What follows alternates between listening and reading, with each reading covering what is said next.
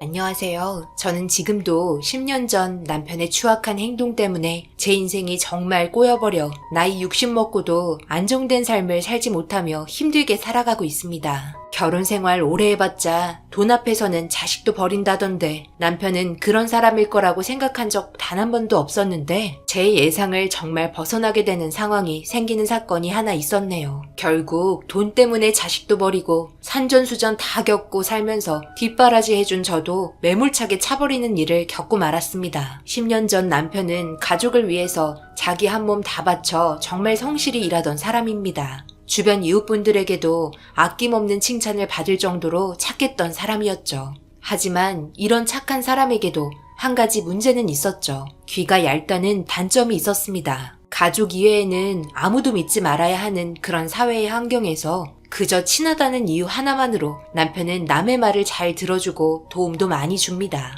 나쁘다는 건 아닙니다. 도와주는 건 좋죠. 하지만 저희가 먹고 살 정도의 돈의 여유가 있을 때나 가능한 얘기 아닌가요? 여보, 빨리 나와봐. 지금 급하게 할 말이 있어. 아주 중요한 일이야. 왜요? 갑자기 무슨 일인데 그래요? 아직 퇴근할 시간도 아닌데 이렇게 일찍 오셨어요? 아유, 그게 지금 중요한 문제가 아니야. 이번에 우리도 좀 아파트로 이사도 가고 해외여행도 좀 가고 남들 다 하는 외식도 자주 하면서 살 수 있는 인생 역전의 기회라고. 갑자기 그게 무슨 소리예요? 어디서 또 뭘 듣고 오셨는지 모르겠지만 안 돼요. 겨우 돈 2천만 원 모아놨는데 절대 줄 수 없어요. 내가 달라고 하면 줘야지 무슨 말이 그렇게 많아? 이번엔 진짜야. 걱정 말라니까. 여기 옆 동네 최씨 아저씨 있지? 제대로 된 거 물었나 봐. 2천 일단 저금한 통장 주고 대출 당길 수 있는 대로 다 당겨봐. 이번 기회가 우리 인생의 마지막이 될 수 있는 아주 중요한 순간이라고. 이번 주까지 투자할 수 있는 돈 모조리 다 투자해야 하니까 그런 줄 알아. 내가 나 혼자 잘 먹고 잘 살려고 이런 줄 알아? 우리도 사람답게 좀 살아봐야지 않겠어? 그래도 최씨 아저씨가 내가 인성도 좋고 열심히 사는 모습 보기 좋아서 자기 혼자만 알고 있으려다가 그래도 같이 하는 게 좋을 것 같다고 이번에 특별히 나에게만 알려주는 거래. 그 누구한테도 알려주지 않은 특급 비밀이라고. 당신도 잘 알지? 최씨 아저씨 우리 동네에서 제일 잘 나가는 사람이잖아. 돈 많은 사람들이 흘리는 정보 얻고 싶어서 돈 싸들고 찾아가는 반면 나는 그냥 알려준다는데 내가 이걸 마다할 이유는 없잖아. 그러니까 걱정 말고 우리 전 재산 모두 다 털어서 이번 주 내로 준비 다 해놔. 나는 옷 갈아입고 최씨 아저씨 만나서 한잔하고 올 거니까 저녁 알아서 먹고. 이게 바로 남편의 문제입니다. 너무 믿는다는 거죠. 그런데 이번에는 좀 달랐습니다. 눈빛에서 나오는 엄청난 자신감은 평소 때와는 너무나 달라 남편의 행동이 더더욱 진지하게 다가왔고 절대 해주지 말라는 딸의 말에 저도 공감하고 있었지만 시간이 지날수록 돈을 투자해야 하는 시간이 다가올수록 남편의 행동들은 점점 더 위협적이고 예민해지면서 나중에는 저희를 위험에 빠뜨릴 정도로 무섭게 변했습니다. 결국 압박과 무력에 이길 수 없을 정도로 제정신이 아니었던 남편 때문에 모든 전 재산을 털어갔습니다. 이제 길거리에 나앉을 일만 남았다며 땅을 치며 오열하던 저를 안아주는 딸을 붙잡고 한참 동안 정신을 차리지 못했던 저희는 그래도 집안의 가장인 남편을 믿어보기로 했습니다. 지푸라기라도 잡고 싶은 심정으로 남편을 기다렸고 저녁 늦게 동네 떠나갈 정도로 제 이름을 부르며 집으로 걸어오는 목소리가 들렸습니다. 남편의 목소리에 자신감이 붙어 보였고 예전과는 다른 당당한 모습에 제 심장이 뛰기 시작하자 맨발로 뛰쳐나가 어떻게 됐냐고 물어보니 저에게 통장을 건네주며 앞으로 평생 호강시켜주겠다는 말과 함께 저를 하늘 높이 들어주는 남편의 웃는 얼굴에 통장을 펼쳐보니 그 안에 들어있던 금액은 5억이 입금이 되어 있었습니다. 너무나 큰 충격을 받았던 저는 남편을 보며 그동안 졸였던 마음을 쓸어내리며 눈물을 흘렸고 하늘을 바라보며 지금 이 순간 절망이 아니라 행복으로 바꿔주셔서 감사하다고 마음속으로 몇 번이나 기도드렸습니다. 그렇게 허름한 반지하에 살았던 저희는 세 식구가 부족함 없이 살 수 있는 적당한 아파트에 들어갔고 그동안 버스로만 다녔었는데 자유롭게 움직일 수 있는 적당한 차 한 대 구입하고 평소에는 꿈도 꾸지 못한 소고기집에 들어가 외식도 하며 저희가 누릴 수 있는 기준에서 정말 행복한 삶을 살았습니다. 어깨가 한껏 올라간 남편을 바라보며 고맙다고 감사하다고 여유로운 삶을 살 수 있게 해줘서 마음이 너무 편하다는 말들을 하고 있는데 남편은 이제 시작이라는 말들을 늘어놓더니 앞으로 전문적으로 배워보겠다면서 최 씨 아저씨 집에서 한동안 안 나오겠다는 말에 저는 지금도 행복하니까 하던 일 하면서 소박하게 지내고 싶다는 말을 했지만 벌써 남편의 귀는 닫혀 있었습니다. 원래 잘 나갈 때 그만해야 한다는 말이 있잖아요. 왠지 모를 불안감에 사로잡혀 있었고 남편은 최 씨 아저씨 집에서 갈아입을 옷 가지러 오는 것 외에는 오지 않았습니다. 그런데 이런 것도 체질이 있는 건지 아니면 남편이 잘하는 건지 저는 잘 모르지만 일반 사람들은 잘 알지도 못하고 어려워하는 주식을 생각보다 좋은 성과를 거두고 있는 남편의 모습에 예전부터 가난에 찌들어 있어서 두려움이 더욱더 컸었던 마음이 점점 믿음과 신뢰로 바뀌기 시작했습니다. 처음에는 5억이었지만 통장에 적게 몇백에서 많게는 몇천까지 들어오는 돈들에 이게 돈인지 모를 정도로 통장에 들어왔다 나갔다 하면서 점점 더 많은 재산들이 쌓이기 시작했고 나중에는 인생 살면서 평생 동안 볼 수 없는 금액이 들어오게 되었습니다. 50억의 재산을 몇 년 만에 이루어낸 남편의 모습에 정말 대단했지만 남편을 가르쳐준 최 씨 아저씨는 얼마나 대단한 건지 실감나기 시작했네요. 그래서 돈다발 들고 배워보겠다고 줄 서 있었던 것 같습니다. 그저 항상 열심히 하고 동네에서 예의 바르게 살아왔던 남편의 모습에 감동하셔서 베풀어준 호의가 저희 인생까지 바뀌게 했다는 게 너무 감사해 인사라도 드릴 겸 찾아갔는데 생각지도 못한 굳은 표정으로 저희를 맞아주셨네요. 그리고 최 씨 아저씨에게 뜻밖의 말을 듣게 되었습니다. 이렇게 찾아와 준 건 정말 고맙습니다. 그런데 지금 박 씨는 여기에 없는데요. 아직 옆에서 더 배워야 할 것들도 많은데 혼자 해보겠다며 나갔네요. 연락 없었나요? 일주일 넘은 것 같은데. 지금까지 박 씨가 돈을 벌 수 있었던 건 제 옆에 있으면서 제가 하는 방법들이나 투자하는 곳을 따라서 했기 때문에 돈을 만질 수 있었지만 만약 혼자 하게 된다면 지금 가지고 있었던 돈들 모두 잃게 될지도 모르겠네요. 적당한 선에서 치고 빠져야 할 타이밍들이 있는데 저에게는 정보통이 많지만 박 씨 혼자서는 분명 오래가지 못할 겁니다. 그런 말 아시죠? 멋 모르고 하는 사람들이 아는 사람보다 처음에는 패기 때문에 쉽게 접근하지 못하는 것들도 손을 대다가 잠시 성공할 수는 있지만 언제까지나 그런 상황이 오지 않기 때문에 결국에는 모든 걸 다 잃게 되는 불상사까지 오게 되겠죠. 그러니 나중에 박 씨가 집에 들어온다면 꼭 저희 집에 다시 들어오라고 전해주세요. 주식이란 시장은 평생 공부를 해야 하는 곳이에요.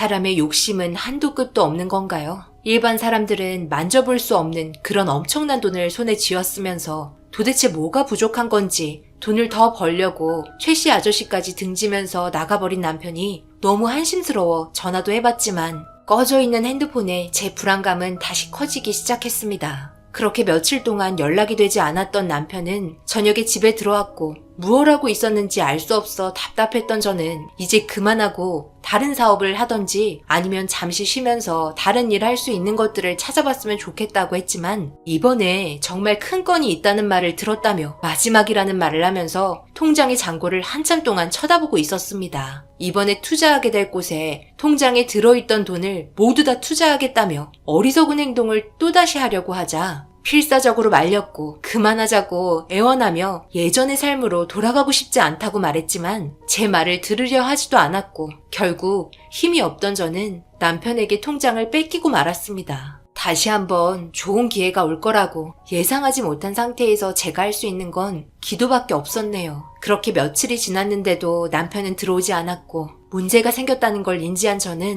어떻게든 찾아보려 했지만 어디서 무얼 하고 있는지 알 수가 없어 딸과 함께 허탈하게 집에 들어왔는데 남편이 소파에 앉아 있었습니다. 여보, 언제 온 거예요? 왜 이렇게 연락이 안 돼요? 무슨 문제가 있었던 거죠? 술 드셨어요? 괜찮아요? 당신은 나를 그렇게 못 믿어? 내가 무조건 성공한다고 했지. 50억이 당신 거야. 내가 투자해서 힘들게 벌은 내 돈이야. 내 돈 내가 가져가서 더 큰 돈으로 굴리겠다는데 도대체 뭐가 문제인지 알 수가 없네. 오면서 한참 동안 생각해봤어. 내 인생에 제일 큰 문제가 뭔지. 그런데 아무리 생각해봐도 당신이 내 인생의 제일 걸림돌이고 방해밖에 안 되는 존재였어. 남자가 하는 일에 믿고 따라야지. 감히 방해를 내? 내가 들고 있는 이 통장에 얼마가 들어있는지 알아? 100억이야, 100억. 100억이 들어온 순간 생각해봤지. 만약 당신 말 믿고 내가 이번에 투자하지 않고 그냥 버린 돈에 만족하면서 살았다면 이런 큰 돈 절대 만질 수 없었을 거야. 내 선택이 옳았고 당신 선택이 틀렸던 거지. 앞으로 더 큰 돈을 만질 수 있을 정도의 능력이 나에게 있다는 걸 알게 됐는데 내 앞에 방해만 되는 사람이 있다면 내치는 게 좋다고 판단되네. 그러니 이혼하자. 나는 당신과 평생을 함께 할 수는 없을 것 같아. 지금껏 살아오면서 당신도 힘들었겠지. 보상해줄게. 이 아파트 그리고 밖에 있는 차, 당신 딸이랑 어느 정도 먹고 살 수 있는 돈은 줄 테니까 2번 다시 우리 얼굴 보는 일 없도록 하자. 알겠어? 남편의 충격적인 말들을 믿을 수 없었고 갑자기 변해버린 모습에 당황한 저는 용서를 빌었지만 너무나 변해버린 모습과 상처되는 말들에 결국 이혼을 하게 되었습니다. 그렇게 등 돌리고 떠나버린 시간이 10년이 지났고 그 10년이라는 시간 동안 저와 딸은 다른 지역에서 새 인생을 살면서 열심히 살았습니다. 딸은 좋은 남자 만나 결혼을 하였고 저는 동네에서 구멍가게 하나 차려 밥 먹고 살 수 있을 정도의 수입은 벌면서 하루하루 살고 있습니다. 가게 문을 닫고 집에 들어와 간단하게 저녁 차려 먹고 있는데 조용한 집에서 혼자 남아버리니 갑자기 최근에 딸이 결혼하고 떠나버린 빈자리가 크게 느껴졌고 남편이 아닌 딸에게 의지했던 시간들이 떠오르면서 흔적이 그대로 남아있는 딸의 방을 보면서 밥을 먹다 말고 나이 60 먹고 말라버린 줄 알았던 눈물이 흐르기 시작했네요. 혼자 남아버린 쓸쓸함은 말로 표현할 수 없을 정도로 정말 마음이 아프더군요. 무엇을 위해서 한 번뿐인 인생을 살았던 건지 뭐 하나 제대로 해본 적 없이 삶을 살아온 제가 너무 불쌍하게 느껴지기 시작했습니다. 무엇이라도 해보려고 시도는 했으나 의욕이 없었고 그런 모임들에 참석을 해보면 거의 부부끼리 오는 경우가 대부분이라 그때마다 나를 버리고 떠나버린 남편이 생각나 아무런 활동도 할 수가 없었습니다. 훌훌 털어버리고 새 인생 살면 될 것 같았지만 정신적으로 힘들어서 그런지 몸 따로 마음 따로였습니다. 매일같이 반복되는 일상, 변함없이 새벽 5시쯤 가게 문을 열고 손님을 맞이했습니다. 근처에 인력사무소가 있어서 아침에 잠깐 반짝일 뿐 주변에 대형마트들이 많기 때문에 하루 종일 손님은 거의 없는 상태입니다. 그런데 최근 들어 근처에 새로 건물들이 많이 짓고 있는지 새벽 아침부터 인력사무소를 대기하던 분들이 정말 많아졌고 평소에 2배 정도의 수입이 나기 시작했습니다. 오래간만에 느껴보는 기분 좋은 감정에 새로운 지역에 이사와서 자리 좀 잡힌 것 같은 느낌을 받고 있을 때 어떤 남자가 들어왔습니다. 모자를 푹 눌러쓰고 더부룩한 수염에 굳은 살이 가득했던 남자는 저에게 담배 한 보루를 달라고 말했고 담배를 건네주는 순간 결제를 하는 것처럼 주머니를 뒤적거리더니 순식간에 담배를 가지고 도망을 쳤습니다. 너무 놀란 저는 아무런 대응도 못하고 멍하니 보고 있다가 금세 정신을 차린 후 도둑이라고 외치면서 잡아달라고 말하니 인력사무소에 있던 사람들이 뛰어가서 그 사람을 잡아줬습니다. 한참 동안 실랑이가 벌어진 상태에서 계속 도망가려고 사람들을 뿌리쳤고 그러던 중 모자가 벗겨지고 그 모습을 보게 된 순간 좌절하고 말았습니다. 담배 도둑은 다름 아닌 전 남편이었고 나를 버리고 떵떵거리며 잘 살 것만 같았던 놈은 어쩌다 담배 살 돈조차 없어 훔쳐서 도망가는 신세가 돼버렸네요. 너무 어이가 없어 웃음밖에 안 나왔고 제가 가까이 다가가자 얼굴을 푹 숙이고 있길래 손에서 절대 뺏기지 않으려 했던 담배 한 보루를 제가 강제로 뺏어버리고 저를 대신해서 이 도둑을 잡아준 인력사무소 사람들에게 감사하다는 말을 전하면서 담배에 나눠드렸습니다. 저는 전 남편에게 고개를 들라고 말했고 끝내 고개를 들지 않자 강제로 얼굴을 잡고 나를 똑바로 보라고 소리치면서 화를 내니 제 얼굴을 보자마자 화들짝 놀라서 뒷걸음질 치며 말도 안 된다는 눈빛으로 바라보고 있었습니다. 놀랄만도 하겠죠. 저는 지금 평범하지만 잘 먹고 잘 살고 있는 반면 나를 내친 나쁜 놈은 담배나 훔치는 땡전 한 푼 없는 거지에 불과했으니까요. 여기서 도대체 뭐 하는 거야? 100억 벌었다고 나랑 딸을 뒤도 안 돌아보고 내치던 사람이 내 가게에서 담배를 훔쳐? 아주 쫄딱 망한 것 같은데? 그러니 마음을 곱게 써야지. 인생에 한 번뿐이었던 그 기회를 너무 욕심을 부린 나머지 이 꼴이 돼버린 거 아니야? 나이도 찰 만큼 차서 어디에서 돈 벌어먹고 살 수 있겠어? 폐지나 주어야지. 내가 정말 미안했어. 과거 일은 천번만번 뉘우치고 있어. 모든 게 잘 될 것만 같았지만 투자하는 족족 손해를 보게 되었고 결국 그동안 가지고 있던 모든 돈을 주식에 탕진하고 말았어. 그냥 당신이랑 우리 딸이랑 행복하게 잘 살면 되는 건데 한번 큰 돈을 잃고 나니까 두려움이 커지기 시작하면서 복구하려고 애썼지만 마음먹은 것처럼 잘 되지 않더라고. 그 돈이었으면 정말 잘 살 수 있었을 텐데 예정을 생각해서 이번 일은 그냥 넘어가 줄 수 있지? 수경 엄마, 제발 경찰에는 신고하지 말아줘. 나도 막일이라도 해보려고 여기 인력사무소에 온 건데 경찰서에 들어가게 되면 그나마 할 수 있는 일도 못하게 되잖아. 부탁할게. 다시는 당신이랑 수경이 앞에 알짱거리지 않을 테니까 나 그냥 보내줘. 내가 그때 기회를 달라고 수경이랑 무릎 꿇고 애원을 했을 때 우리에게 한 번의 기회라도 준 적이 있었어? 없었잖아. 그냥 내쳐놓고서 나한테 기회를 달라고? 웃기는 소리 하지 마. 당신한테는 인생의 기회라는 단어는 어울리지 않으니까. 자기가 잘못한 행동은 달게 벌을 받도록 해. 그리고 다시는 여기에 나타나지 마. 저는 바로 경찰서에 전화를 하려고 핸드폰을 꺼내는 행동을 하자 무릎을 꿇고 하는 말에 더 큰 충격을 받았습니다. 이번 일이 한 번이 아니었다는 말과 몇 번이나 경찰서에 잡혀가서 이 문제로 꽤나 골치 아팠던 적이 있었다고 이번에 또 한 번 잡혀가면 콩밥 먹어야 한다고 애원하길래 그 사람의 모습을 한참 동안 바라보다가 결국 눈물을 흘리고 말았습니다. 저와 딸을 내칠 정도였으면 잘 먹고 잘 살면 될 것을 이게 지금 뭐 하는 짓인지 가슴이 너무 아팠네요.